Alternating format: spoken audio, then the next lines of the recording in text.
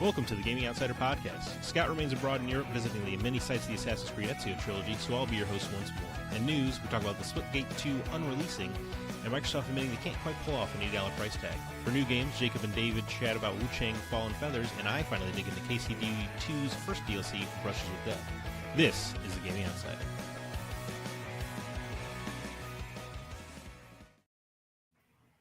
Greetings, programs, and welcome to the Gaming Outsider, a video game podcast to focus on our incredible community, which will be found at thegamingoutsider.com. We also have a community at facebook.com/group/thegocast, and even a Discord server, which you can find a link to in the show notes.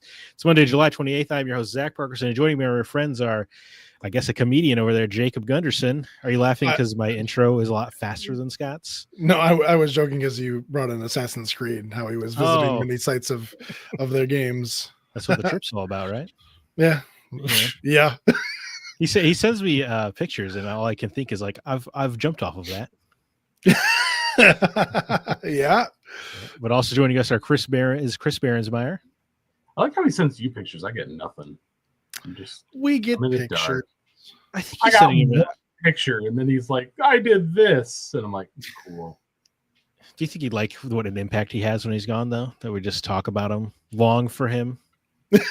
I mean, his absence. This is Scott Hart and the Gaming Outsider. That's right. We are merely the Gaming Outsider. Apologies. We are currently leaderless and adrift in a void.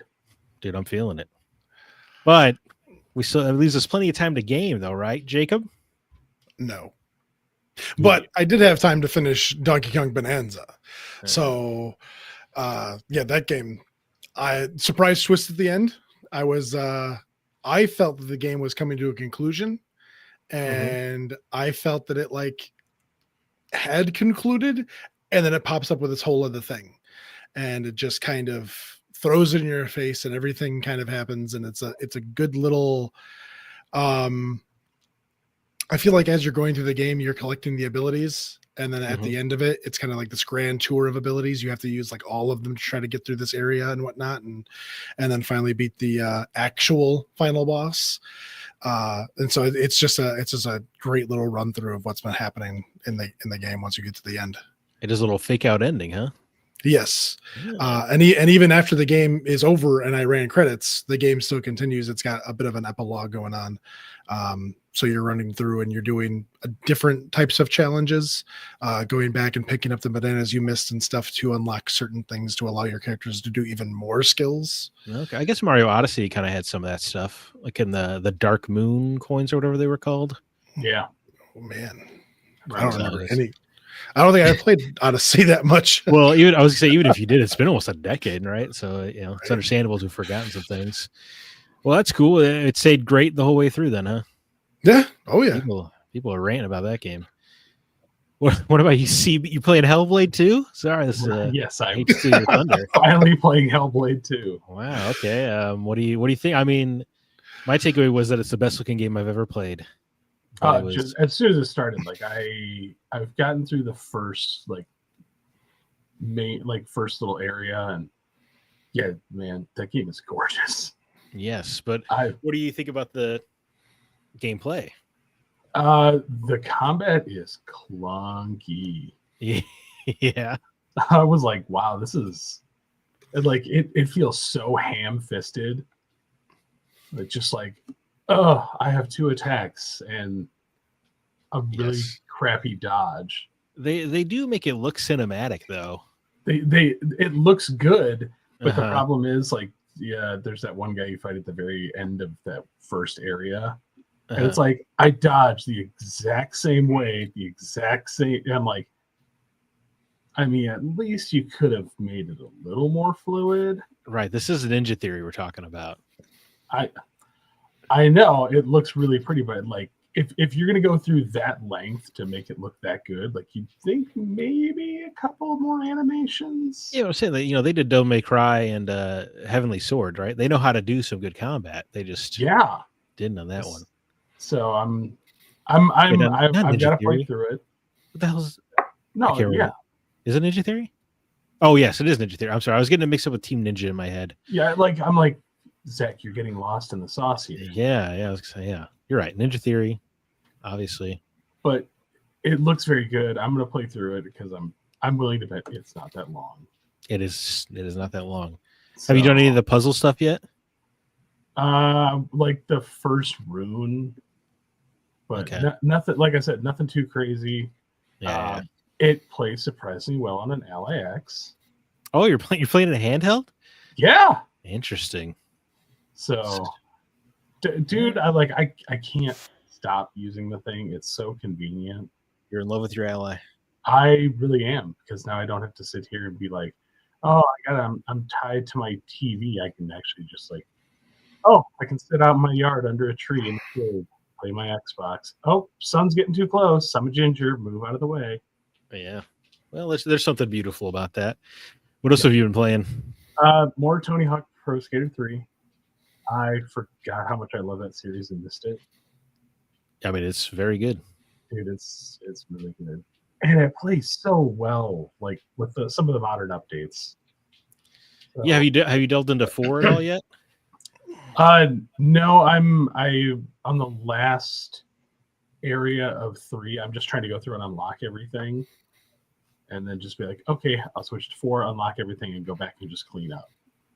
Understood. So, but yeah, I mean, to me, I'm not as nostalgic for 3 and 4 as I am 1 and 2. For sure.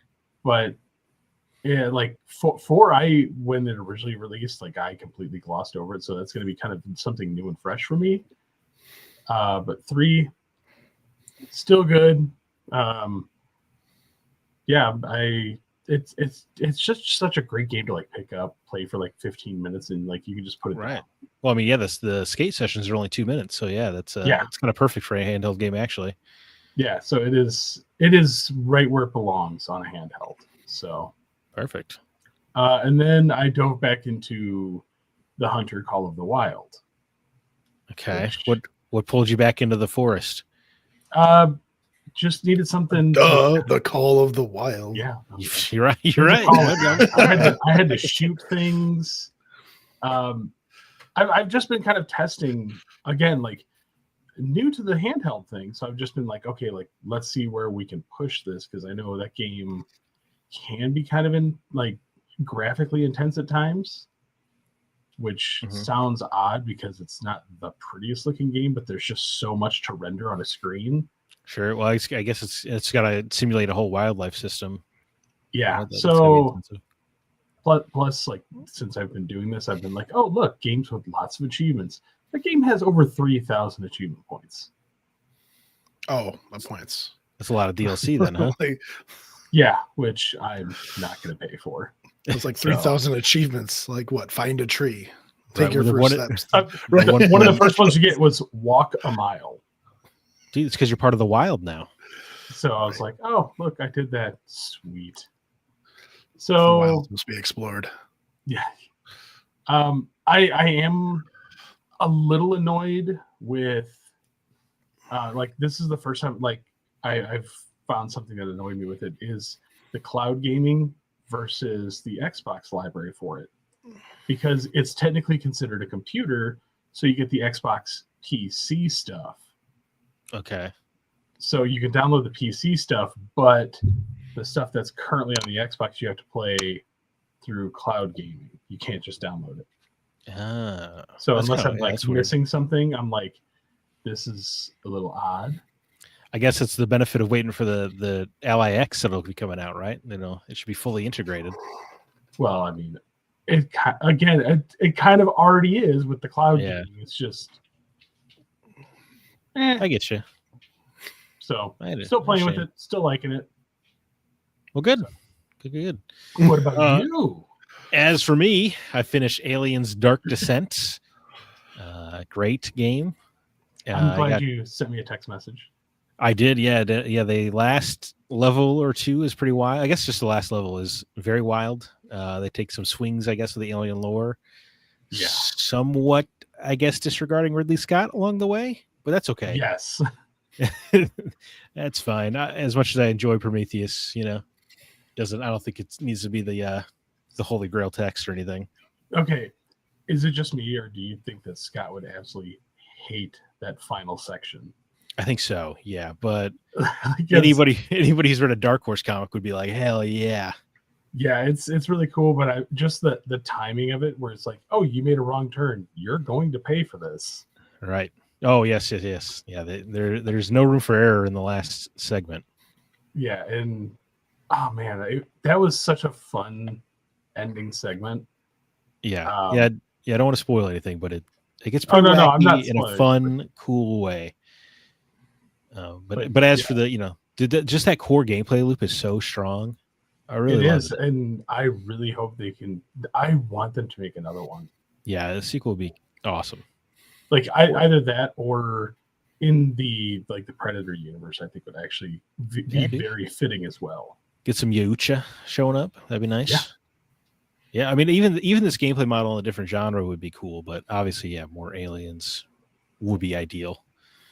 Yeah, just take that ship and just land on another planet. Let's do it again. Yeah, absolutely. Whatever. I'm in. And then so I beat that, and then I'm playing more Assassin's Creed Shadows.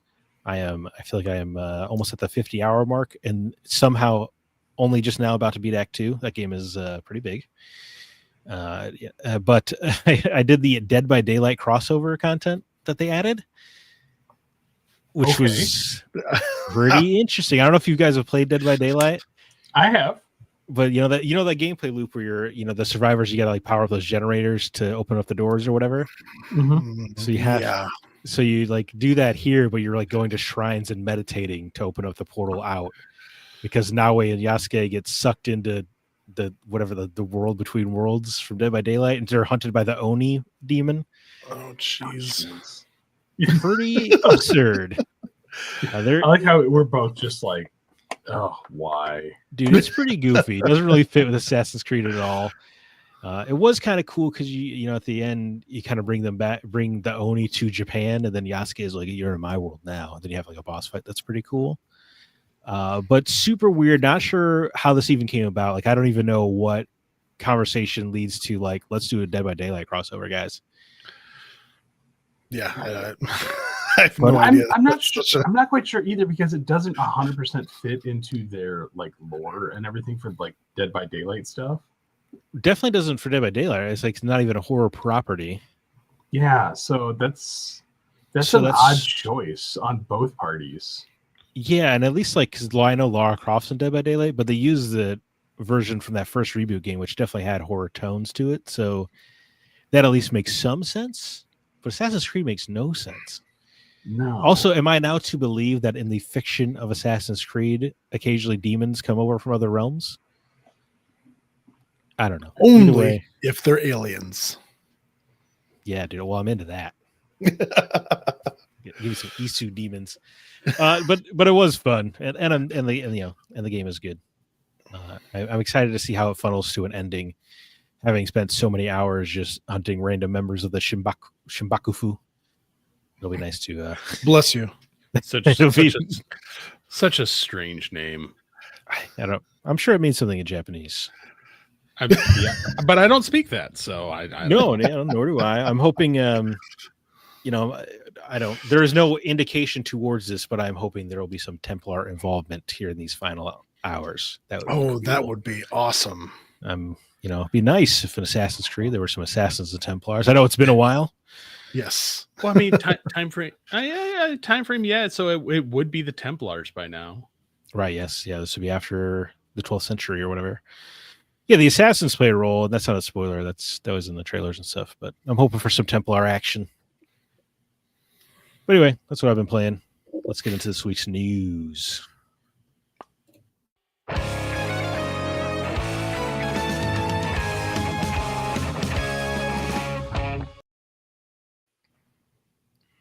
Over on the website, you can read up about Dying Light: The Beast getting delayed to September 19th for extra polishing. That was kind of a last-minute decision.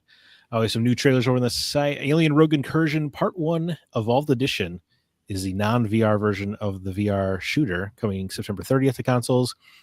Outbound finally gets dated for an early 2026 release day. In other news, payment processors have accelerated their reign of terror.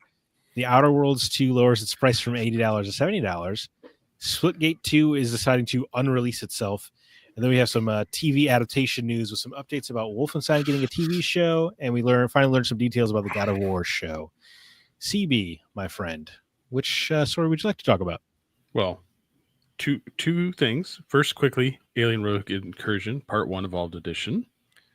Glad to see you making it a VR. Right, so I finally get to play it, which is exciting. Yes, so I've played. I'm curious how that's going to translate over to control. Yeah, so you played the VR version, obviously. Yes. Yeah, it's going to be because I assume in VR you can just like go reach for your sidearm if you need it, or you can slap that pulse rifle clip in like Ripley does. You pull the pulse rifle off your back. Hell yeah!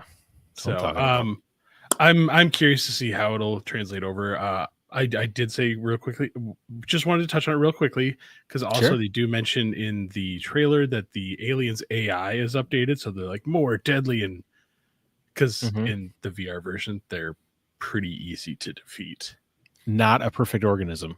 No, it's just like, I'm going to walk slowly towards you after like constantly bumping into things. So you can just blast my face.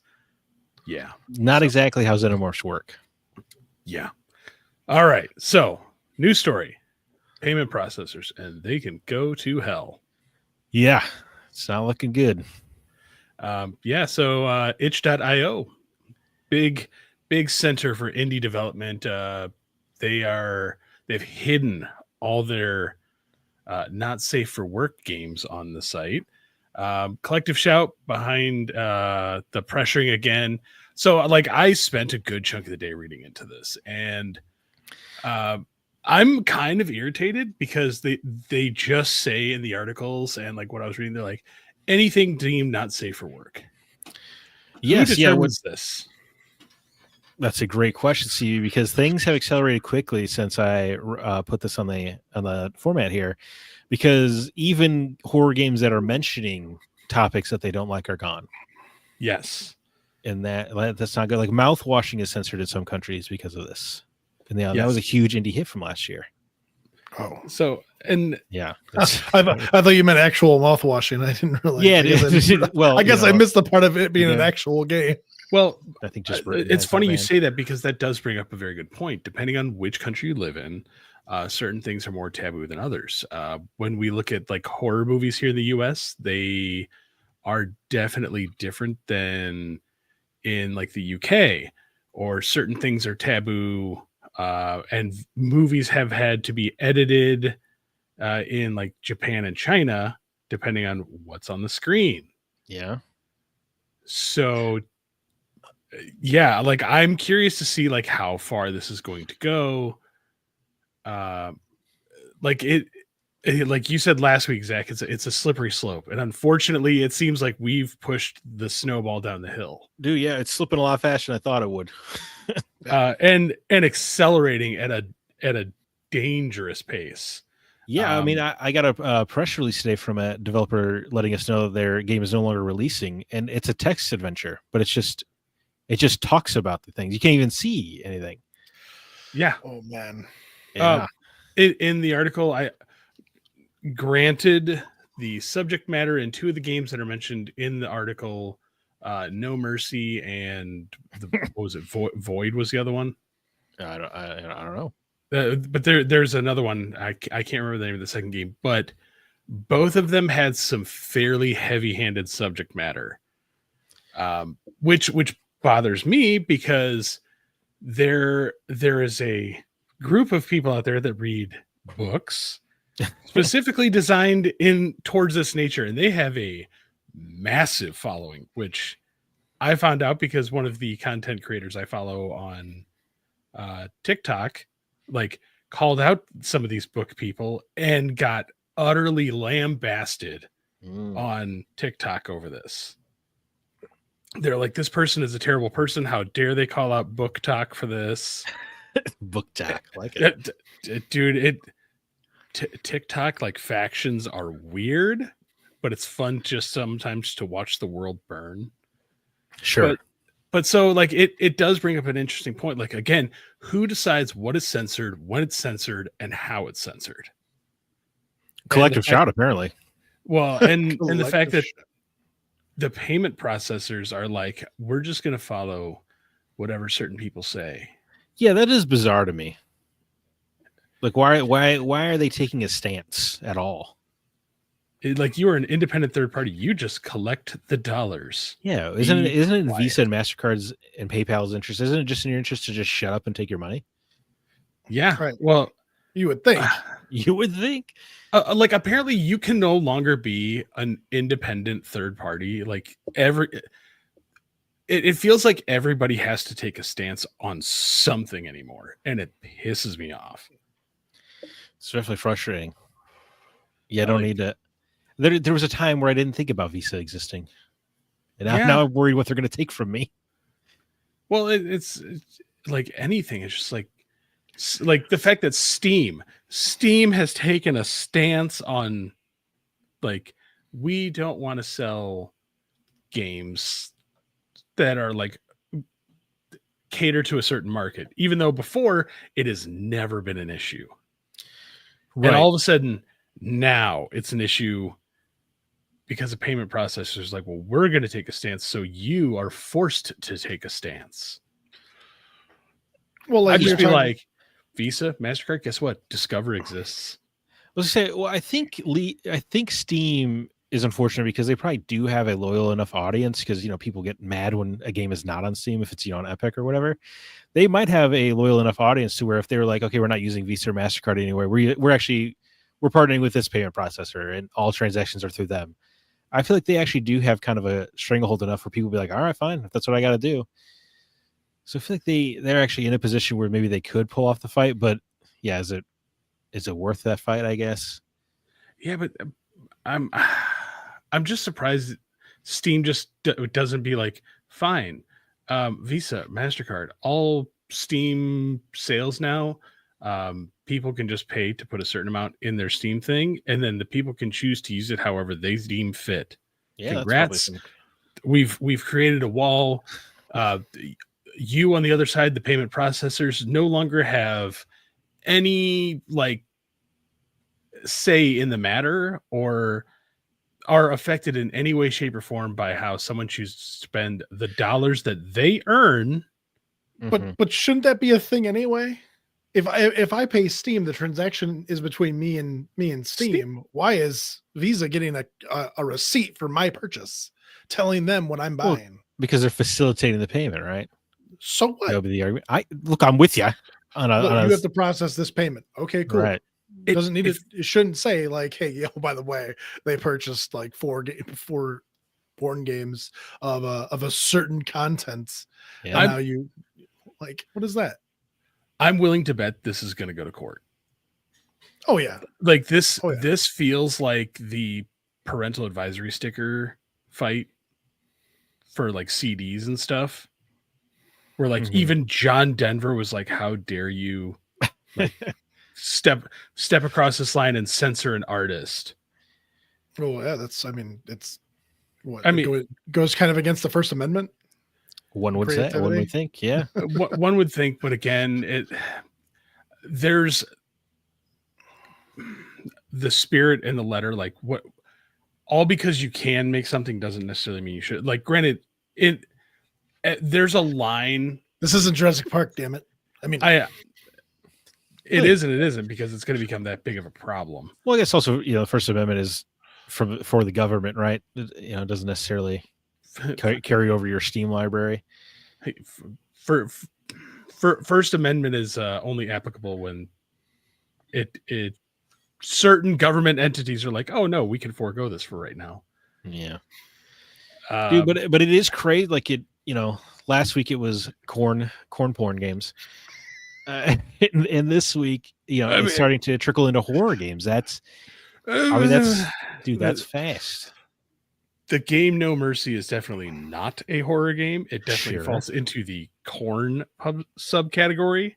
Yeah, man, I'm not talking about No Mercy. I'm talking about other games. But that's the problem. Is like that's one of the games they specifically talk about why they're doing this, and I'm like, the subject matter that is entailed in this game, I can understand. Like, does some of it need to be explored? No, because there's a certain game series back in the 90s that did the same thing, which is also banned. Right. So it's no good. It's no good. But again though, like the fact that Steam is being forced to take a stance because Visa and MasterCard are like, we don't like this. It doesn't fit with like our sensibilities, so it shouldn't fit with your sensibilities. Yeah, it is weird. Yeah, that they're just all of a sudden being like, Visa and MasterCard got to take a moral stance. Just shut up. And again, Shut up. like you're not my dad.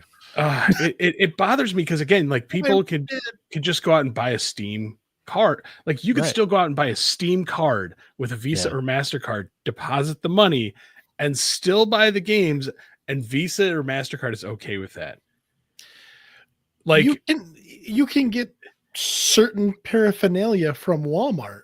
So, and I can go and buy that stuff with my you can credit go card. to certain establishments outside of Las Vegas and use a Visa or MasterCard, and it's still completely acceptable. Well, I got Collective Shout hasn't talked to them about this yet, I guess, because they're the ones holding all the strings. Apparently, those ladies take swipe cards. What?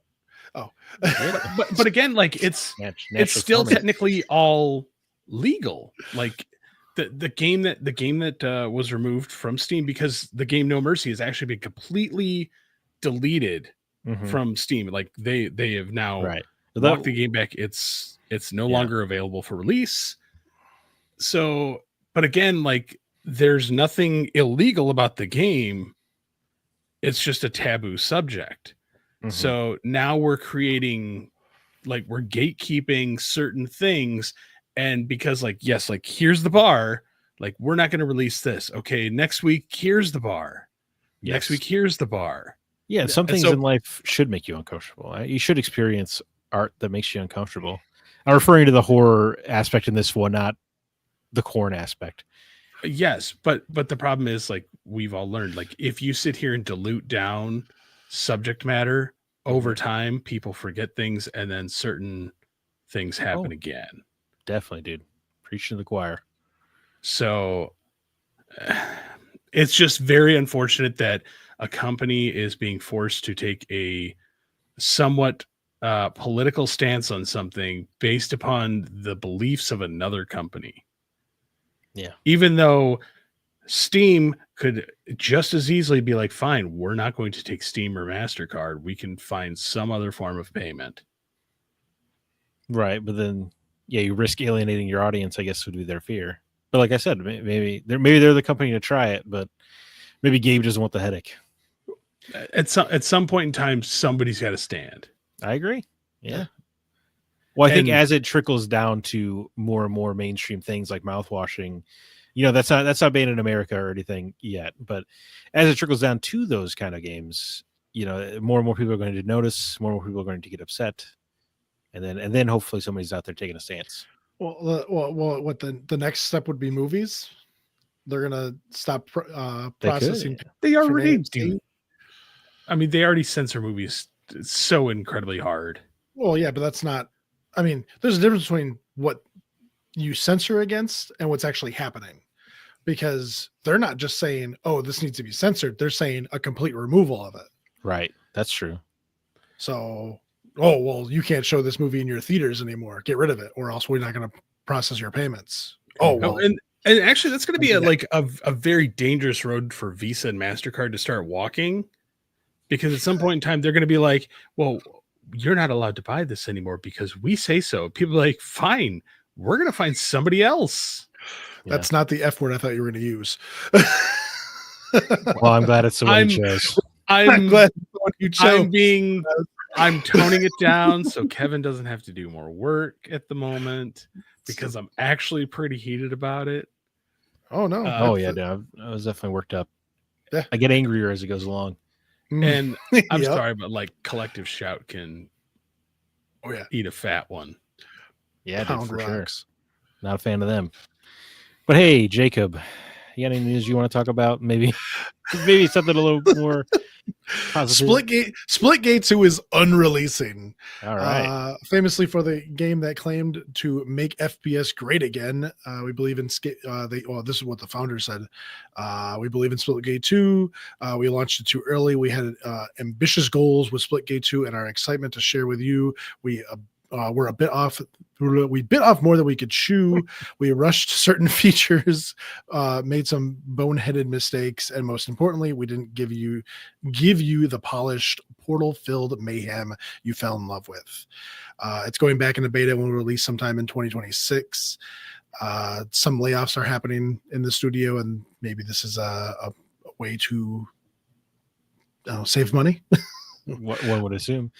The original Splitgate servers are also being taken down as well. Yes, because apparently that was costing them $40,000 a month. Well, that's a dumb article that I read. It said that it was costing them hundreds of thousands of dollars. Well, but they specified. I know, the cumulatively, and because they can't, no one will buy microtransactions for Splitgate 1. They can't make any money back, so it's just a money hole. Is there reasoning? Hey, you know what? You made FPSs great again. You removed yourself from the market. Oh, that's good. That's hurt. I actually really liked the first Splitgate. I'm kind of sad to see that they're having such a hard time getting the second one off the ground. Have you played the second one, Jacob? Not yet. So you can't speak to it. I have been playing Donkey Kong. It remains playable, so I guess you could hop in. That's what makes this unreleasing. Like, a few weeks ago we talked about early access versus release games. Oh yeah, Jacob. I think I might be on your side now, Jacob. Like, if you could just casually unrelease a game. Yeah. So actually a release means nothing. Got it. Right. Yep. Yeah, it's a very weird choice to be doing this. Like, again, because now you're unreleasing your game, but you're also still shutting down your server. So I'm like, you have no source of income. Well, they're shutting down the servers for the first game. Right. Splitgate 2 is remaining live. It is, but like, it's not a good showing for you as a game to be like, hey, we're unreleasing our game. We're going back to beta. We're releasing full in 2026. We're still alienating all of our fans from the first game. Yes. Yeah. You're really making the first game fans mad. That's for like, sure. It's cool. Way to shoot your studio. I mean, it's not exactly what Overwatch did. Or they just canceled the single player? Or? They just canceled the first one altogether. Like, it's no longer. Yeah, it's no longer Overwatch. It's now just Overwatch 2. So yeah. Overwatch 1 was just completely gone. Now nobody wants to play Overwatch 2. Yeah, they're like, well, and Overwatch, like, they were like, oh, we're going to change the format from the first game to the second game. Oh yeah, everything you received in the first game doesn't count at all in the second game. Nope. We're changing the way the game is played entirely as well. Oh boy. So I kind of feel bad for 1047 games right now. Nobody wants to be compared to Overwatch 2. No. Yeah, that's brutal. But like I said, like the fact that it's just like everything seems to be aligning to be like, I smell another studio closing. I mean, I hope not. I can't deny I took some joy in the guy who claimed he was going to make FPS games great again, having to put his game back into beta. Yeah. That kind of feels good, especially when they came out and they had it was like $40 skins, and I'm like, bro, you're Halo with portals, my guy. I don't know if you can really pull off the Call of Duty microtransaction fee. But a company that boldly proclaimed that they were better than Call of Duty, right? And here we are with the same monetization plans. Not a good more egregious. Yeah, it seemed weirdly aggressive to me. I was holding my breath when Diablo 4 came out and they had $25 skins, and now you've got $40 skins. Well, you got to keep up with inflation, bro. Come on. It took 3 of us a weekend to make this. And like, that's another thing. It's like you bring in a bunch of people, you're like, cool. If you just lowered the price to like $2 a skin and you had 100,000 players and you release just more skins, it sounds like you could make more money faster that way. I guess if I have 10,000 players that are guaranteed to buy no matter what the price of it is. Yes. At 40. 10,000, but if I had 200,000 players paying $2 for a skin that everybody would want, I'm making the same. Right. And you keep a better mentality. But I guess, these studios, right, the bigger ones have like actual psychologists in the office predicting how the people are going to spend their money. So It must Yeah. work better this way. I think I've brought that up once before. Clearly. How It's how working dirty. so well. It's Not for working so Splitgate. well that they Not for- had to completely reverse. But Fortnite charging $50 for the Goku Vegeta double pack does work. That's because Fortnite seems to have a much more rock solid player base. Yes, I was gonna say that's All right, kids. Now is the time to go get your mommy's credit card. We're gonna buy Goku. I was gonna say that's Splitgate's mistake is they don't have the players they don't have the whales yet to start fleecing them. Start low and then raise your price. Go find yourself like a ninja or somebody else to just like pimp your game for a while. You know what? Yes. You know what? 1047 Games release a meme coin that does well for like everybody. Sure, yeah, dude. Every Bitcoin's worked out well, right? Well, I mean, when you make a claim that you're as good or better than Call of Duty, I mean, Right. Yeah. the moment they said that, I was like, I can't take you seriously. The Splitgate coin would be cool because it could have like a pair of legs on the backside and then like him coming out of the portal on the front side. I've watched It could be videos like cool. that. But I mean, they'll just unrelease it. Yeah, it's true. I can't trust them with the coin. I'll go back to beta. Yes. Look, honestly, I hope this humbled them and I hope they learned from it. But it did taste a little sweet that they had to learn the hard way. You know, shame about the layoffs, of course. Yeah. But this sucks. And the layoffs right now, like, hey, we're going back to beta, but we're still laying off a bunch of people. I'm like, God, that does not bode well. Yeah. No, it's not a good path. Yeah, especially you're gonna be making no money now, right? I guess I don't know if they're taking down the microtransaction stores or not. Probably not. Yeah, Probably not. You're but right. like any of the players, like by doing this, they shot any money because now they're like, hey, we're going back into beta. We're laying people off. We're still going to keep the second game live, but the first game's dead. So please still keep buying all of these skins and microtransactions. Otherwise, this game is done. And like from a player standpoint, I'd be like, I am not buying a single thing from you now. Like they are. Well, yeah, because you can't trust that there will be a game in 6 months for your skin to be usable in. So again, like they have zero income now. Right. Or yeah, near zero. It's I think it's unfortunate for the people that are still there because I have a feeling within 6 months to a year, unless there's like some monumental turnaround, Yeah, it's not looking. they're good. all going to be looking for a job. Yeah.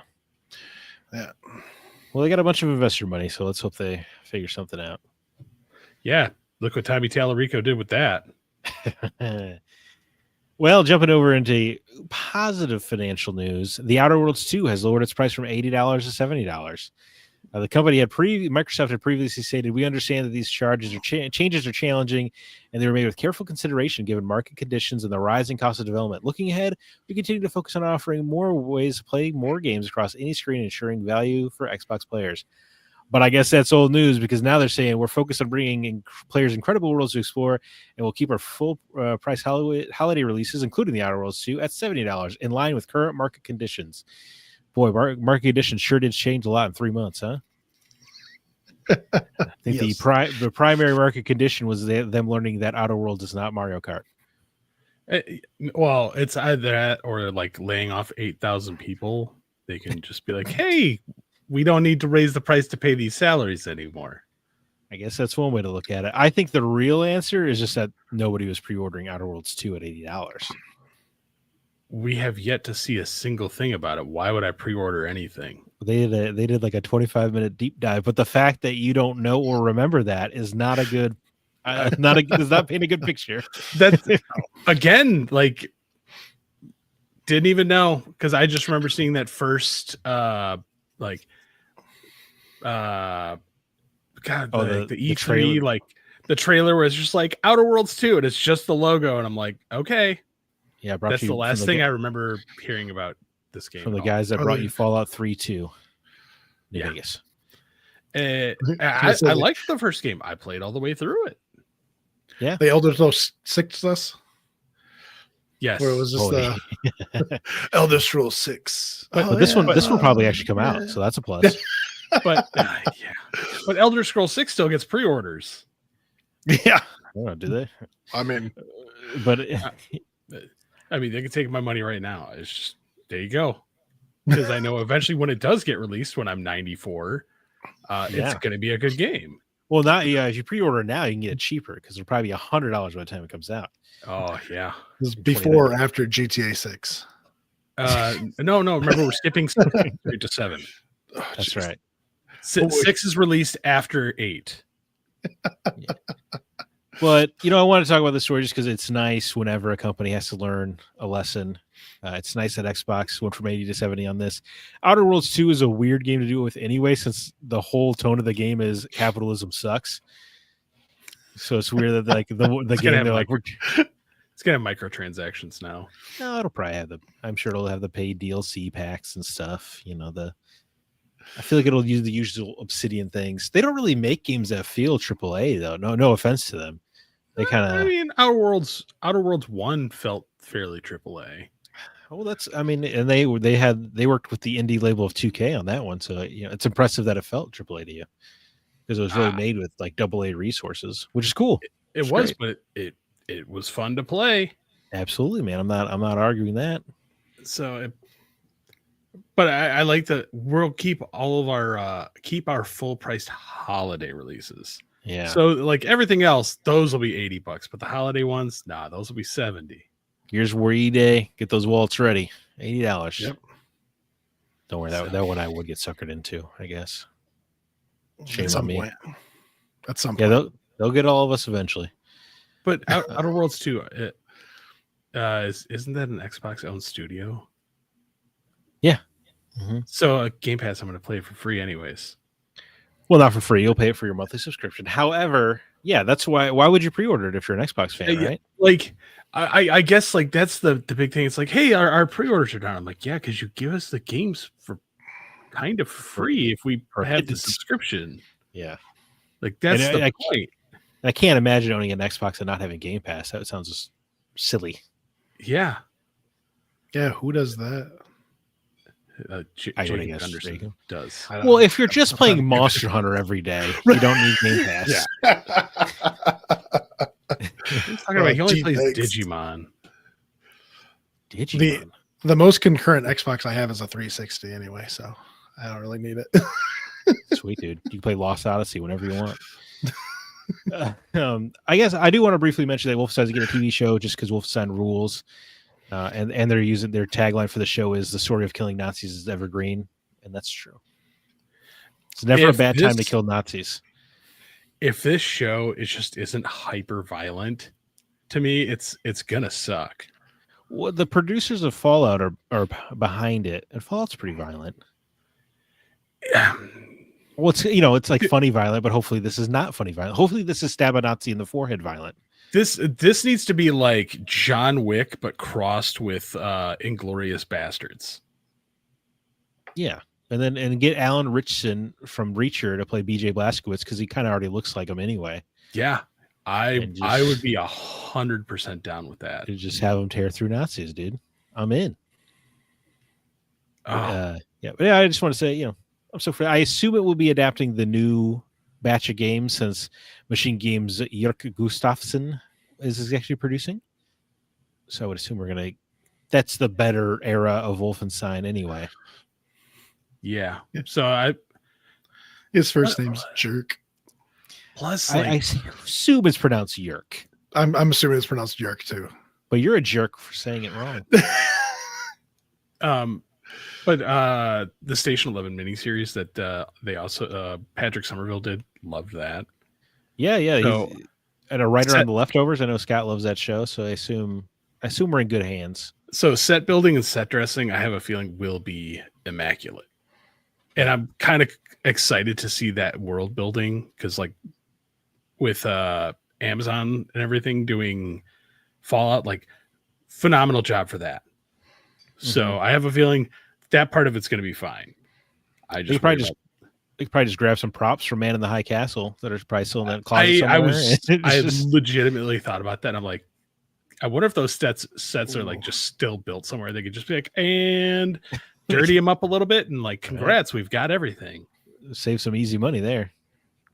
So, And Man in High also- Castle was such a good show. Oh It yeah, is. dude. Historical fiction is just awesome. also God of War. Oh yes, yeah. God of War TV show is getting a 2-season order up front. That's pretty substantial. And it's just fall. It's there. They've confirmed it will be the Norse Saga. I don't think there was probably any doubt amongst anybody on that. Just skipping over the Greek stuff, even though Greek stuff's awesome. I mean, I'm sure there'll be flashbacks. Yeah. No, I feel like the people are much more familiar with the Norse saga than they are the Greek saga. Please, So for the smart. love of God, Ronald D. Moore, play through the games and do it justice. Don't Halo this. Said he's not much of a gamer, but that he has seen through the games and has a great respect for them. So that's good. And he seems like he must be a nerd if he wrote on Star Trek: The Next Generation and Battlestar Galactica. You can't not be a nerd right at those shows. I'm not disagreeing. I'm just do it justice because it was a really good story. Yeah, please don't Halo this. I don't need to see Kratos' butt. No Master Cheeks on this one. I wonder if Christopher Judge will be like involved at all with it. Yeah, I don't know. Yeah, it's gonna be. Yeah, you got to really cast a monster of a man to be Kratos, huh? Yeah, you do. Yeah. And I mean, unfortunately, like he's a bit older. True. I don't think that he could really get into that shape. For the love of God, do not use Dwayne The Rock Johnson or John Cena. It's gonna be Cavill. It's gonna be Cavill. No, Cavill. you're not. See, that's what I was going with. I was thinking Jason Momoa in my head would be like the obvious, currently popular guy to cast. Honestly, the only person I can think that could really fit the build is Hathor Bjornsson. Okay, who does he play? The Mountain? Okay, I'm asking a question, man. You could have just said the Mountain. Jeez, sorry, I don't know his name, man. Jeez, I apologize. Or Eddie Hall. I definitely don't know who that is. Yeah, he is a gigantic man. Yeah, but he's not built like Kratos. Yeah, he's built like he's built more like Thor. Actually, Eddie Hall would be perfect for Thor. There you go. That would be a good placement. Yeah, like that is a brick of a man. Yeah. Yeah. Oh, I hope it's good. They must have some confidence to do 2 seasons at once. Shout out. Right.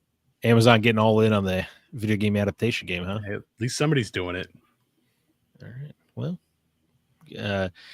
should we go over this R2V2 stuff again? Oh, I guess for those that are new here, the Rock River Valley Video Game Con, or R2V2, is our convention that the Gaming Outsider hosts right here in Rockford, Illinois. With help of local businesses, Go Rockford, and some of our friends, we bring musicians. We bring musicians, developers, collectors, and players together to celebrate our favorite hobby. It's the same way you listen to the show. This year, music actors are Jeroke, a solar pianist out of Chicago, the Adventure Guild, and Arc Impulse. If you haven't seen Arc Impulse before, look them up. They are phenomenal. Tickets are at the door will be $10 for the con and $10 for the concert. But for right now, you can get them on sale for $13 until October 9th. It's 2 days before the show. Go get them. They are at r2v22025.com or .eventbrite.com. My bad. There you go, man. You can also hang out with us. Who wants to hang out with you? Fine, come play my games. Okay. You could play his games. You could absolutely play his games. He has a little museum library situation. It's pretty neat. You can also, if you want to help support us, you can go over to patreon.com. You can sign up for our single tier, which is $3. That gets you ad-free versions of the episode. And you get any and all bonus episodes we make, such as the Last of Us spoiler cast that Scott did with Troy from the Hollywood Outsider and the Blueprints spoiler cast. But without further ado, let's get into the games we've actually been playing.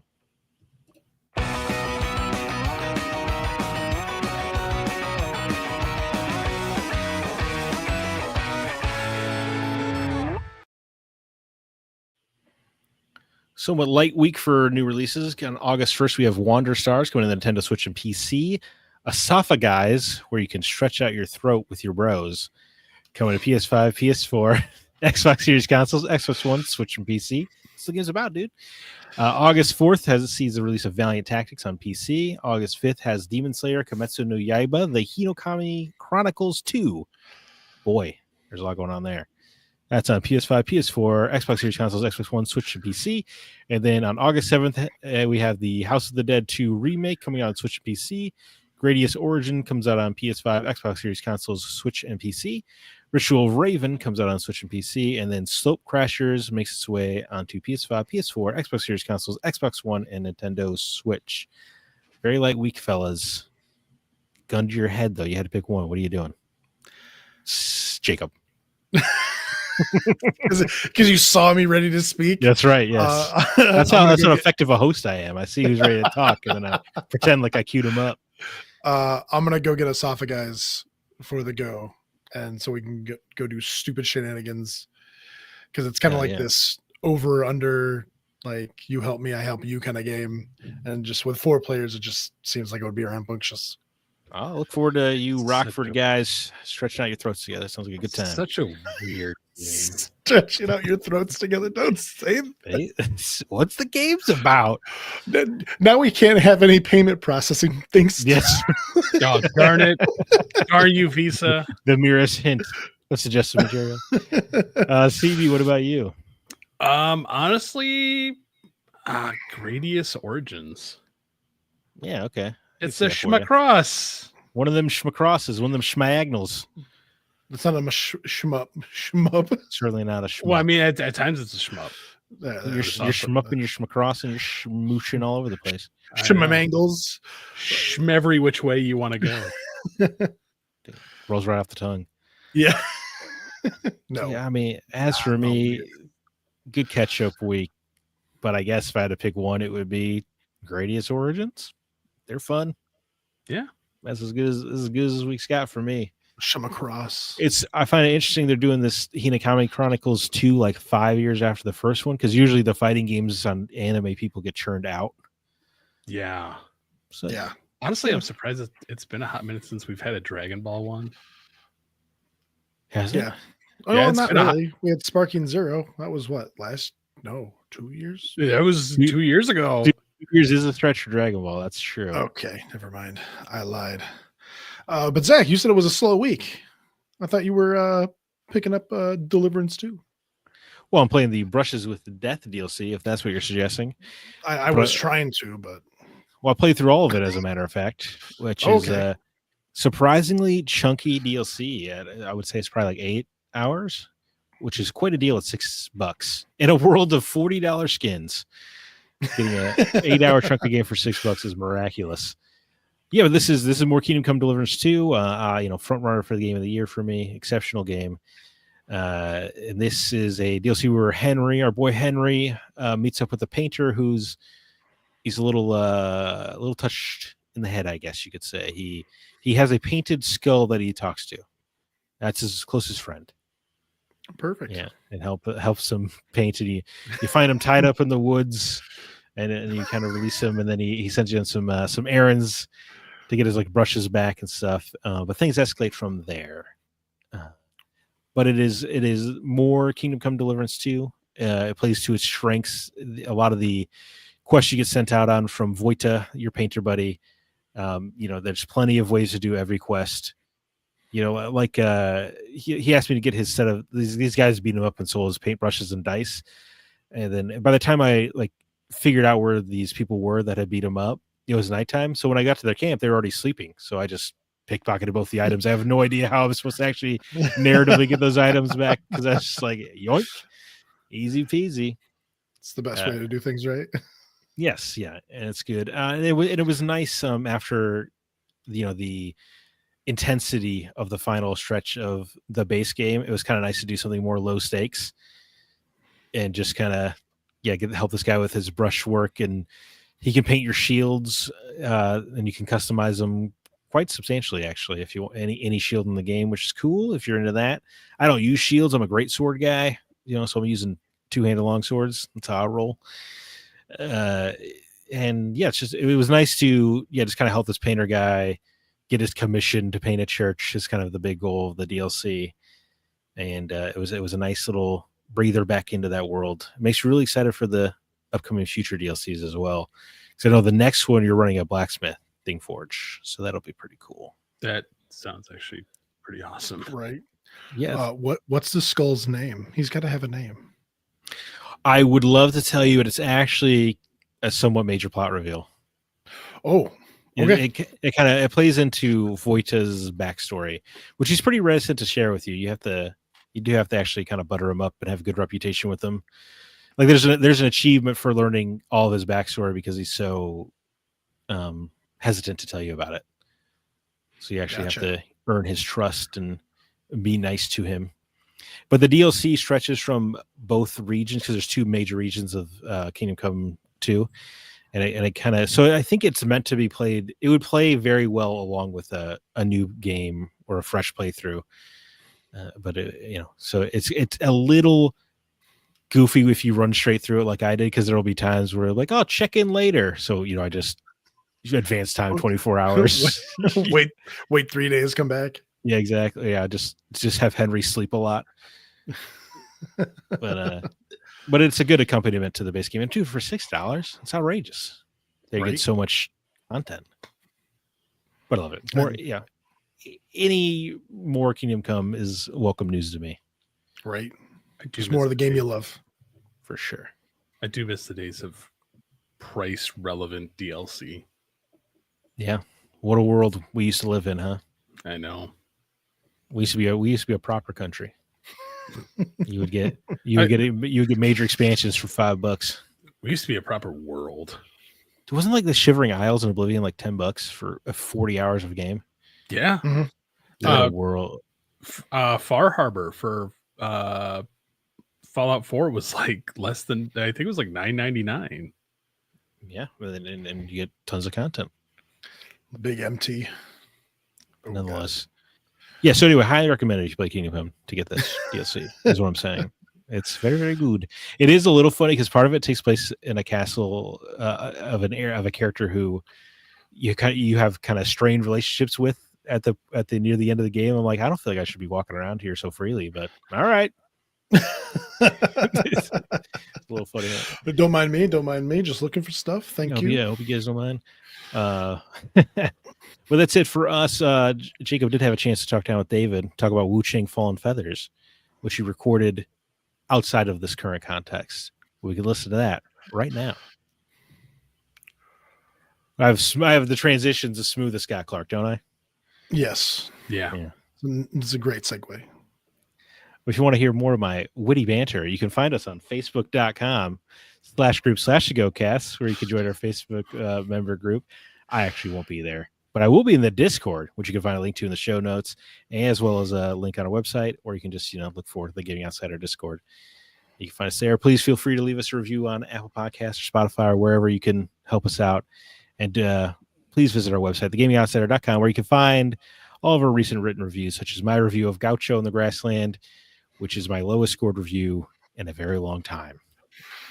Which feels bad for an indie game, but it was not good. It had to happen. Yeah, you got to be honest, man. It hurts. But let's get into our From the Outside In topic.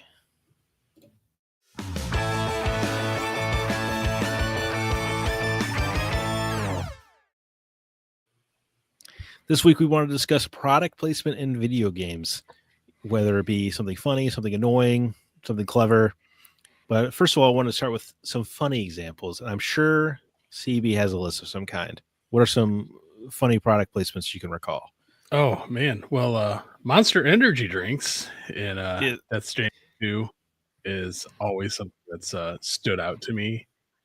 It seems so odd that when the world goes to hell, Monster still in business. Still in business, dude. I think we still have some comments that go along with that. Absolutely. Hold on. So Joel McMahon, I miss crushing monsters in Death Stranding. And then a slight follow-up to that. David Koenig, Joel McMahon, he just kind of quoted him. That's the one I really hate. Monster Energy and Death Stranding. Talk about taking you out of an atmospheric game that's blatant and awful. Lest you forget, David, they also referenced Norman Reedus's show in that Oh yeah. on the TVs. Right below that comment, he comments again, and he says, "I think the adverts for the current shopping items, the obviously fantastical world, helped with the wonder of it all. I want my TV ads back in the pretend shower." Yeah. So like you were getting into the shower, and there was like an AMC commercial for The Walking right. Dead. Does that imply that in the world of Death Stranding's Ghost Apocalypse, that AMC is still churning stuff out? Oh yeah, I guess so. All right. Like that's what I'm wondering. Like, is the monster fresh, or this like his holdover? You know, kind of doomsday prepped. Well, no, they they must have just found a bunker, just and like once they drank it all, because there's no monster in Death Stranding 2. They found my monster. They found my monster bunker. This is so it's all gone.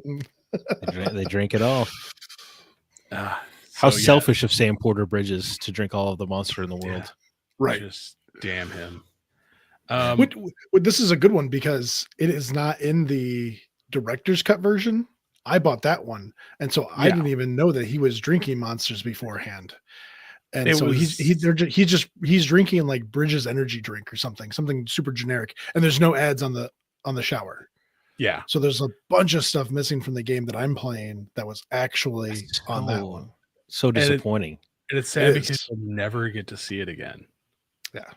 Because is that show even on the air? Well, no, it's not. It's not like that. But like, if you delete the game off and you use like the original like discs, the patch for it, like before you can even start up, removes it. Oh, what a shame! Yeah. That is a horrible shame. Another funny one for like Zach will remember this a lot, but cup noodles in Final Fantasy 15. Oh yeah. Oh, dude, they had a whole cup noodle festival you could attend. Yeah. 15. Well, that one kind of took me out of it for a bit because when you're in that first city and you turn and you see the truck, yes, and I'm like, I actually had to like pause because I didn't know like went down to our pantry and like I'm like, I'll be damned, it's actually cup noodles. It's the name brand. Yeah, so I was like. That one felt really weird to me because it's Final Fantasy. Like, right? Why is this here? I don't know. I mean, they also had an Assassin's Creed festival in that game where you could go jump off of a tower into some hay. Yeah, but at least with Death Stranding, like it's still America. Yeah. So like monster. No, and, you're right. Stuff like that, but like cup noodles in Final Fantasy 15, I'm like, this is strange. Pretty absurd. And then, of course, who can forget Pepsi Man? the whole game. Yeah, the entire game. Pepsi Man. One giant commercial you could pay for. Oh god, I didn't even know about that like until like I started collecting games, and then and on that, which is actually the second time Pepsi has made a video game. There's a spoof Atari game, Pepsi Invaders. Like there's a Pepsi Invaders and a Coke Invaders. What the hell? And they had a crossover. But it's Space Invaders with Pepsi cans? Yeah. Are you like squeezing a Coke bottle into the sky? I don't know. I've never come across it. I just have seen a copy. I have not played it. And I want to. That is delightful. So those are some funny ones for me. All right. What about you, Jacob? Anything? One of my favorite ones back on the Sega Genesis was Cool Spot. Was a 7-Up based video game. Man, I don't remember. I don't even think I've heard of this. So it wasn't just on Sega Genesis. It's also on the original Nintendo and Game Boy. Mm-hmm. Like that there was a whole wave of those in the 90s. Yeah. Because there was also the Noid from Domino's. Oh, yes. Yeah. That one I remember. Yo, the Noid, right? Yep. And McDonald Land. Mick Kids. That sounds like a lawsuit waiting to happen. It was a McDonald's NES game called Mick Kids, but in the UK, it's called McDonald Land. Okay. All right. And the other one I have is I'm not even sure if this game released. But there was a Capcom game based on California Raisins. So A Capcom game? hang on. I can confirm it does exist because I own it. Oh, there you go. The California Raisins Grape Escape on the original Nintendo. Are they in a POW camp? I get out of it's run by the grapes. I own it. I have not played it. Mine is a bootleg copy. It was made but never officially released in the US. So there's a couple of those. So I have a ROM like bootleg of it. That's pretty fascinating. So and then I'm gonna say more. I'm gonna say more recently, but it's not anywhere soon. Burnout Paradise used to have billboards, and the billboards used to have actual ads on them, and that's part of the reason why I own Vizio TVs. Is because Vizio was a huge contributor. It worked. Believe it. It worked on me. Oh, dude. So well, that segues nicely into one of mine because I don't know if you guys played a lot of Ubisoft games online in the 360 era or not. Oh yeah, but they would have like dedicated the multiplayer maps. They would have like dedicated little like billboards or movie poster slots in the environment, and they would update regularly with like the new movie coming out because they would pay to advertise. Like I think there was like some Transformers movie posters and sort of Cell Convictions co-op maps, for instance. And it was so funny to log on and be like, I wonder what I'm going to get advertised with next. Yeah. And it didn't make me mad because, Tom Clancy's, technically in a real world. I guess Sam could go catch Transformers Dark of the Moon if he wanted to. But that stuff, that always made me chuckle. Yeah. I mean, I don't remember if like you guys remember like they had started talking about like doing live advertising in games at one point in time for like extra revenue. Yeah, I remember that. Or it would be like, if you want to, in order to continue, watch this 30-second ad. Oh, yeah. And I mean, like that's partially what spawned this idea for me, as I was like, can't we just go back to like subjective stuff like in movies where like Superman crashes through the Marlboro truck and right or everybody getting Starbucks in every movie. Yeah.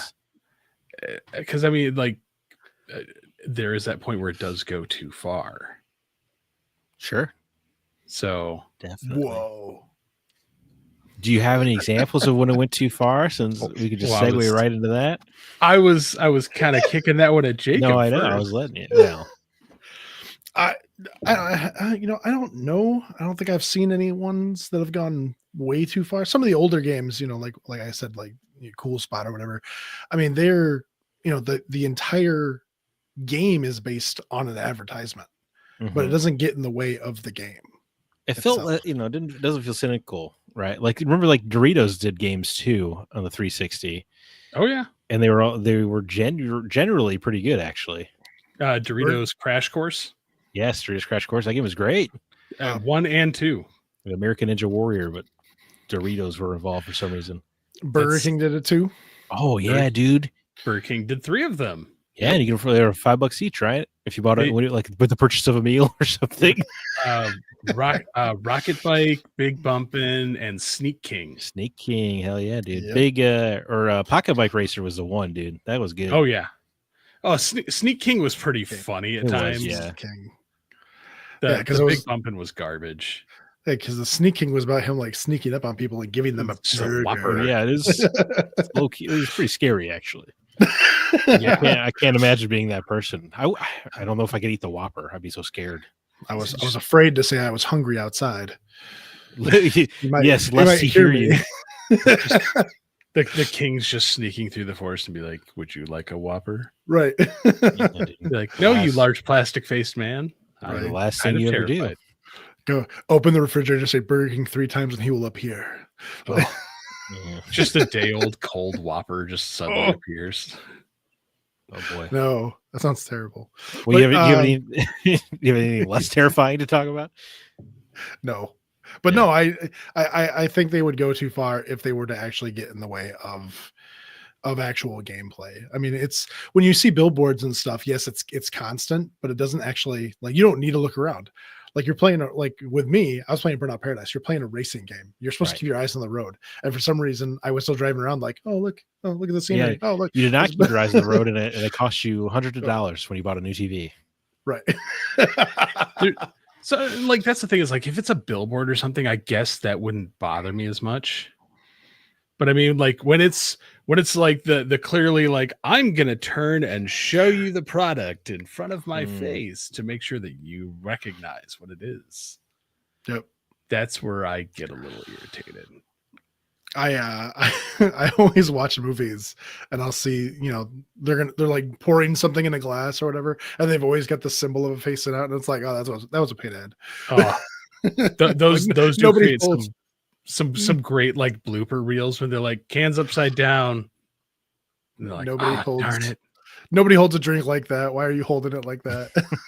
Yeah. Speaking of which, there's a couple that bother me.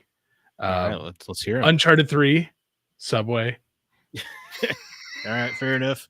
Because that like even the Subway wrapper is so stark white compared to the rest of the scene that it's like, because like we always know eyes are drawn to like light sources, and it's like you're just like, look at the Subway. Gotta eat the Subway, dude. How else would I can't adventure on an empty stomach? Right. Yeah. That man needed his foot long. Yeah. His $5 foot long. There's two with the same company, a company that I actually like, and I own some of the advertisement for it. Balls energy drink. What were they in? Fallout Brotherhood of Steel. Really? Goes on monetization again. They are favorites. I can't stand it. So yeah, this episode just feels like we're just dropping things. Can you please advertise this? Thank you. I mean, yeah. There's like, no good way to say this, but I do love balls energy drink. It is the best named energy drink on the market. Oh, that's a quote. Dude, it's so delicious. Balls is delicious. You know they make new flavors now too. Yeah, dude, I've tried a wide range. If you can find a Micro Center, they usually stock a whole catalog. Myers does too. Balls. Oh, really? Yeah. No, we don't. They have like the cherry. They have the cherry cola one, the root beer one, the orange one, and the regular one. The cherry cola one's good. Yeah. It gets better, Jacob, because the next one that they did was even funnier. But for Fallout Brotherhood of Steel, like there's a woman riding the Balls energy drink bottle, and I'm like, I don't know how to respond to that. I'm like, this company doesn't even exist in this. Well, it's just like the new Coca-Cola girl. Sure, I get you. I'm just, yeah. You're right. You're right. Yeah. Oh my goodness. But so same era, there was another game called Run Like Hell. Oh yes, RLH. RLH. RLH. Yeah. I actually have a box of Balls energy drink that says "Grab your balls and run like hell." That's pretty good marketing, though. I was like, that one was really good, but at the same time, like looking back at it, I'm like, oh god, this one was bad. So like, there's that point where it just like kind of crosses. I'm gonna get a call from Kevin later saying you should have been hitting the sensor. Just so everybody knows, it's spelled BAWLS, and it's delicious. Yes, closer to brawls than balls. Right. Okay. And the bottles are smooth and ribbed, Jacob. Just so you know. And when it gets into your mouth, you're in heaven. So we've broken Jacob. Oh no! Speaking of going too far, no, we did it. Yeah. Oh, come on. We are no longer being able to process your payments. Yes. Darn. For me, thinking about it going too far, the thing I think about the most, and this is a very recent problem, I suppose, and I don't know if it technically qualifies as a product placement because you pay for it, but it is the skins that don't belong in your universe, right? Like Call of Duty having Beavis and Butthead. You've now ruined Call of Duty. Yes, or even something like Hunt Showdown having Ghostface, and I'm like, this is not accurate. Yeah. Ghostface was not in the 19th century, my guys. No, he was called Ghoulface. He was a guest. He was a gaunt face, much of a specter. And these things just ruin it, and it's infecting seemingly every game now. Well, yeah. Yeah, I mean, crossovers can be fun. Sure. Don't get me wrong, but when they put Beavis and Butthead in Call of Duty, I was like, this is like, at what point in time do we like? And that's the problem, is people buy it. It's Yes, yeah, Well, it's yeah. Like, self-propagating. You want to take a stand against it, but I'm like, it's Call of Duty. Like, it doesn't matter what I say, people are still going to buy it. Right. It's like, why is Nicki Minaj here? Why are the Ninja Turtles? Yeah, why the They're- Ninja Turtles here? Why are and they're wielding guns too? I mean, Yeah, they used to wield guns, but that's Mercedes Benz in Mario Kart 8. I forgot all about that. So I mean, Yeah, Mercedes Benz is a great example, actually. Because that's something that does exist in that universe. Right. We have all these cartoon cars, and you can drive the brand new Mercedes, like M class or whatever it was. Mm-hmm. how do you think Peach gets all the money? You mean Mario's good friend, Princess Peach? Mario's good friend. Good friend. They help each other. Yes. So No love like between those that's another word. characters. It's like this doesn't belong here. Yeah, just make it belong. Or I don't know. Call of Duty, the plots and the tone of it, they do take it seriously. Yeah, like I Right. can't take that seriously in any way, shape, or form. Like the cup noodles of Final Fantasy 15 are goofy, but it's also a goofy road trip for most of that game. Yeah. So while So- it is annoying, it's not. I don't know. I'm no fun. It's me. It's no fun, Zach. I don't like these crossovers. Well, no. Like I'm completely on board with you with like the Call of Duty one, because it's something that's been so based and like grounded in somewhat of a reality, Right. to then take two. Don't get me wrong, I love Beavis and Butthead in its own thing, but taking something, it'd be like putting like Daria in Right. something else. Yeah, let's get Hank Hill in there. Ugh. Let's get him firing off a revolver. I mean, they just I mean, you'd have They a just better had- chance of Boomhauer, but They said they just did the American Dad one what the hell? in what? Call of Duty? in Call of Duty. Yeah. Dude, what is going Why? on? So you can play as Stan, and he's got the huge chin. I can't believe people are buying this stuff, dude. See, at that point in time, like when you take characters like cartoon characters and put them in something that's like real grounded like that, it feels like it should have been something completely different. Like make a brawl game with them, like a cartoon brawl, like a cartoon Yeah. Fox's animated like Friday night animated lineup brawl. Yeah, there you go. For $19.99, you can download it now. Dude, they pulled Fox off a hell of a trick, because you're basically just a walking commercial for these stuff while you're playing the game, but you pay for it. You pay to be part of it. Yep. Which is funny, because you paid for it, and then you don't even get to see it. It's everyone else who gets to see it. That's very true. Yeah, that's a very good point, actually. Yeah. Only time you can see this in the lobby, like when you're picking your own character. Yes. Yeah. But I guess you feel like you're staying out there. But can you guys ever remember it being important to the product placement? I bring this question up because I have a very specific example. But CB, do you remember ever coming up in a storyline? No. All right, Jacob? No, not that I can be aware. I'm thinking of like Metal Gear Solid, and I can't even think of one. Yeah, well, I guess they have the iPod, I guess. Or you have to use calorie mates to heal, right? In some of yeah. them. There you go. Metal Gear Solid also had Playboy. Which Yes. is essential. So did Mafia 2 and Mafia 3. Yeah, those are Yes. important to the plot when I'm playing. Yeah, I guess that like that's a good point. But again, that's something that's grounded in somewhat of a For reality. sure, that would be a nice. That would go in the funny example category. All right, I really only prompted this question so I could say, remember Alan Wake?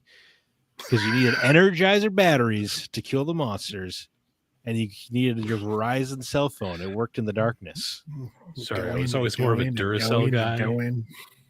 dude. I think it's the first DLC for the original Alan Wake game.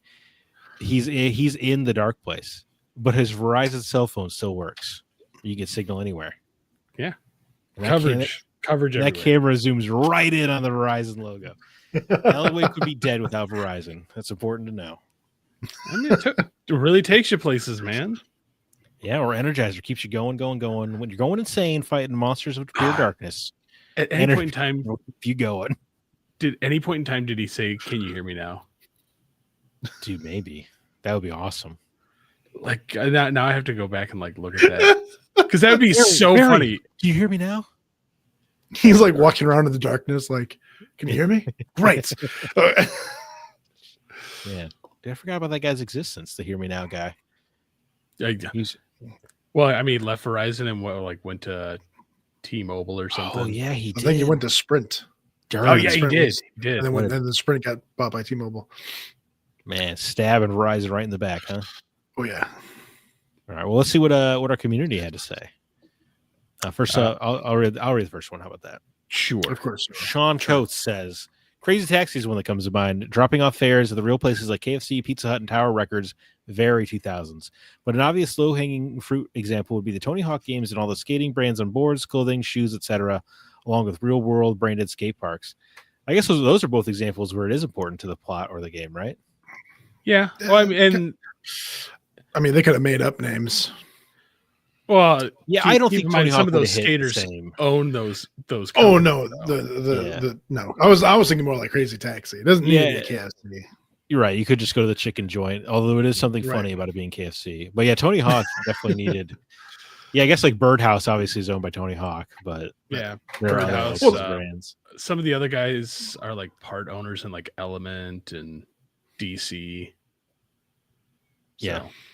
But but that brings up like other sports games, the NFL, NBA, all that kind of stuff. Yeah. Madden is just a walking advertisement as it is. I think it's more of it. I think he's dead. You into the world of Madden NFL. Oh, you meant the game, not actual Madden. Yeah, you can't buy the man, nor can you purchase his turduckens anymore. That was always funny to me how when you'd play like one of those games on whatever console, like around like the banners and stuff, it'd be like, oh, PlayStation or Xbox or whatever. I was like, oh, look, they have an ad for themselves in here. This is great. Yeah, nice. So like Matt, like any of the like football or like hockey or basketball games, like those ones, the product placement is like always seems to be the billboards and everything. Mm-hmm. The only one that I can think of where it's actually essential to the game is golf games.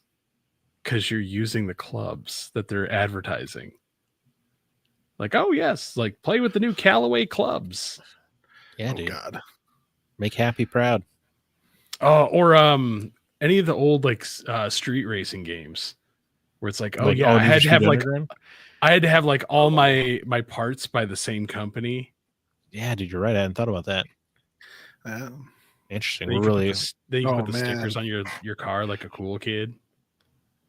Yeah, you put the anime girl on your hood. Need for Speed Underground.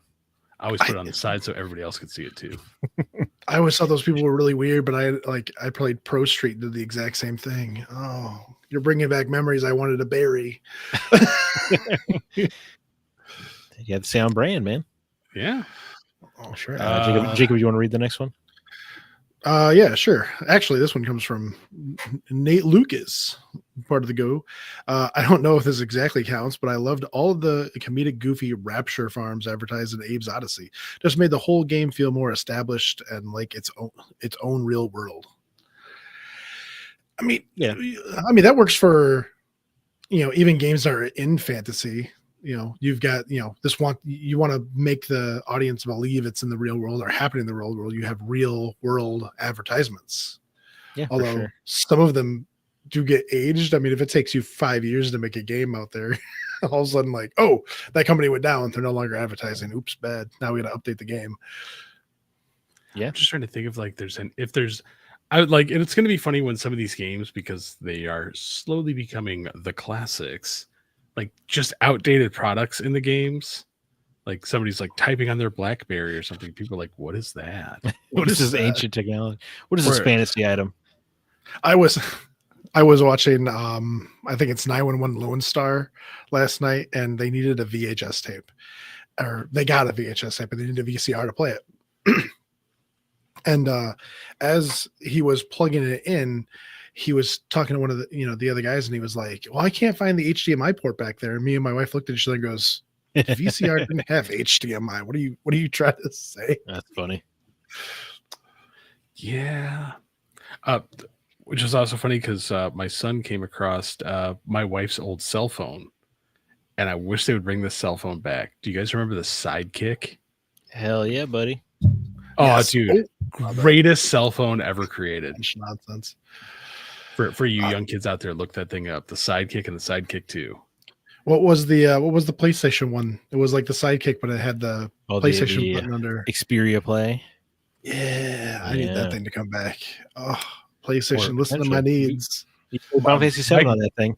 Microsoft phone that ran on like Windows 7. Oh my, no. It feels like a lifetime ago when Windows made phones. Yeah. Well. Weird stuff. CB, you want to read this last comment from our illustrious leader? Well, the man over in Europe. You need to use right. the voice. Formerly known as Scott Clark, the old man. That's Scott's voice. I know what a real Okay, we can lose the All voice. right. I know it's not a real product. Funny thing you say that because they've actually made test bottles of it. But I always loved the I wonder if this is a Scott Clark typo. The Lat Nyla Cola. You could probably just translate for him. He always I know loved that Nuka Cola. Cola. Hey, he's not here. We get to make fun of him. I'm gonna do it. Guess so. But I always loved the Nuka Cola existed in the world of Fallout. There was one side year I remember that. I don't know. Good Lord. I'm so glad we have. I can't read this. It's written so poorly. Another one side mission, I assume. Side quest. That have him go to a Nuka Cola factory. Dude, I can't read this. Like I'm having a stroke trying to read this. Where is he okay? Like, yeah, you guys set me up for this. Like you knew I would Ron Burgundy this. He had a stroke writing it clearly. Yeah. Well, apparently Scott loves Nuka Cola, and the side quest that took you to the Nuka Cola factory. There we go. There were droids with robotic voices that would randomly switch to an advertiser's voice that would say Nuka Cola. Plus, I believe the caps were also currency. It was a fun product in the wasteland that brings back a lot of fond memories. I really need to play Fallout some more. Good Lord, man, lay off the Italian wine. Dude, yeah, he's going crazy. He's Va Bene all over that place. He's feeling good. Lord. I'm actually kind of upset with you, Scott. The fact that you're like in Rome and Italy and you're not taking pictures of you randomly trying to climb things like your Ezio. Like, come on, bro. What a mischance. Yeah, grow up, man. Then we could have product placement of Scott Clark in an Assassin's Creed setting. Yeah, dude, we could put his mugshot on a t-shirt. It'd be great. Oh, if he wore the Go t-shirt while he's like climbing the Pantheon. That's what I love to hear. I am the gaming outsider. Before he's not allowed back in the country because he's an Italian fugitive. Right. But that'll do it for this week's topic, guys. Poor Scott. Hey, he left us here alone. Yeah. His fault. Inmates had to run the asylum. But such ends another Gaming Outsider podcast episode. Thank you so much for listening. The episode was produced by Kevin Honigford, and all of the music you hear is written and performed by Grant Henry of Stemage and Metroid Metal. You can find his music at stemagemusic.com. Please be sure to email us if you have any questions or concerns. Our address is feedback@thegamingoutsider.com. CB, do you have any parting words or recommendations for the listeners? Surprisingly, no. I have not had any time to watch any new movies this week. So slightly surprised. Slightly sad. My life is not complete. I'm sorry, man. It sounds so serious. Jacob, do you actually have something this week or nay?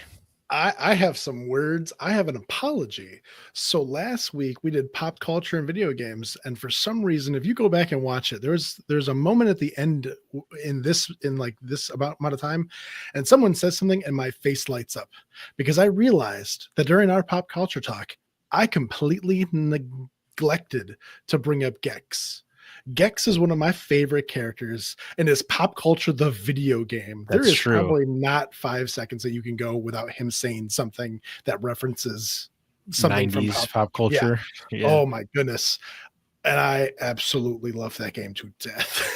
I constantly quote it all the time. And I made a huge, like, I don't know if I just have like burned it into my like normal life or whatever. It did not stand out to me at all. And I completely missed an amazing opportunity. But yeah.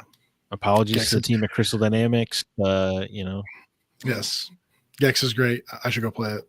I can't remember who voices Gex. I can't remember. Do you know off the top of your head? No, not off the top of my head. It's fine. Not a clue. All right. Understood.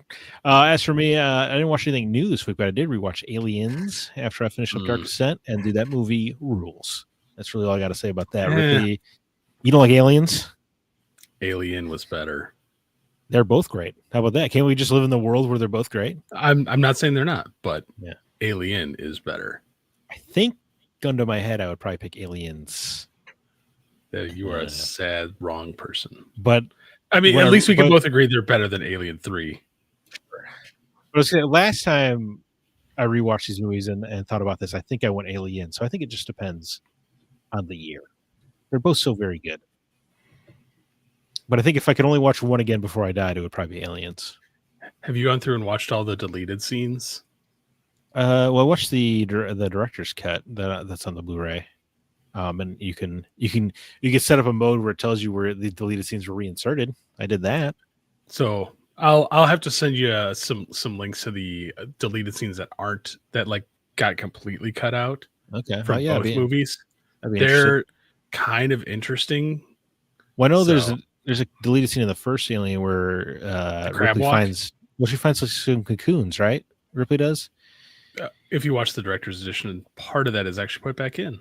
Oh, okay. All right. Understood. Yeah, I've only watched the theatrical on Alien. Go do yourself a favor. Go back and watch the director's cut of Alien. Mm-hmm. It changes the movie. There's actually quite a bit put back in, and it does do it a little bit more justice. All right. Understood. But until next week, I'm Zach Parkinson with Jacob Gunderson and Chris Behrensmeyer, and we are the Gaming Outsider. And remember, there's no such thing as a bad game, just games that aren't for you.